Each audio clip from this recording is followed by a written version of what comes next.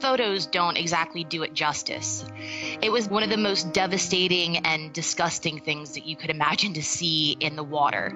We must have gone through an area about 5 miles wide that had just garbage strewn everywhere. On the surface, you could see plastic floating, and just underneath the surface, there were plastic bag after plastic bag. I mean, it was just unbelievable. It was just everywhere. And then we reached an area, where we thought we'd seen the worst. And then after that, it was just there was even more trash. An area about 2 miles wide had these trash lines that were maybe up to 30 meters wide that just stretched from horizon to horizon. I mean, it almost looked like floating islands.